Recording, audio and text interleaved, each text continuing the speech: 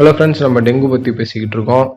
இன்றைக்கி டெங்குவுடைய ஸ்டேஜஸ் பற்றி பேச போகிறோம். அதில் முதல்ல இந்த ஃபெப்ரைல் ஃபேஸ் அதை பற்றி சொல்ல போகிறேன்.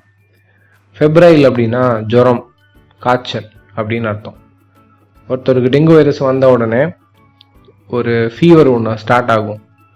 அந்த ஃபீவர் பார்த்தீங்கன்னா திடீர்னு வரும், ரொம்ப அதிகமாக அடிக்கும், அனலாக கொதிக்கும். கிட்டத்தட்ட ஒரு வாரம் வரைக்கும் கூட ஃபீவர் இருக்கலாம். அப்படி ஃபீவர் இருக்கும்போது பார்த்தீங்கன்னா தலைவலி,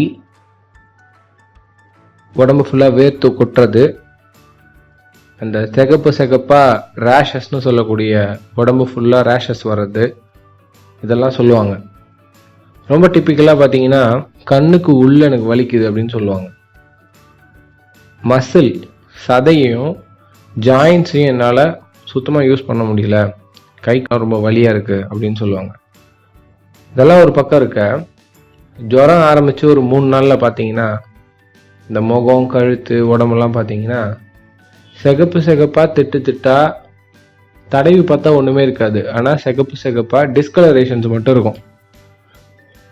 அதே மாதிரி ஜுரம் சரியாகிற டைமில், அதாவது ஒரு வாரம் முடியும் போது உடம்பு ஃபுல்லாக இருந்த சிகப்பு திட்டெல்லாம் அப்படியே மறைஞ்சிரும். கடைசியாக ஊசி நுனி மாதிரி, ஊசியுடைய நுனி டிப்பு நம்ம உடம்பு குத்தினா எப்படி ஒரு ரத்தம் தேங்கி நிற்கும், சின்ன சின்ன புள்ளி ரத்த திட்டுக்கள்லாம் நிற்கும்.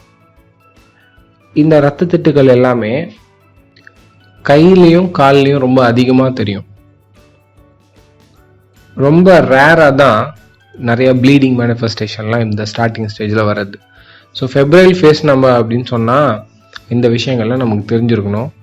அடுத்த ஃபேஸ் பேர் கிரிட்டிக்கல் ஃபேஸ், அதுக்கு அடுத்த ஃபேஸ் பேர் கன்வாலசன்ட் ஃபேஸ். அதை பற்றி நம்ம அடுத்த வீடியோவில் பார்ப்போம்.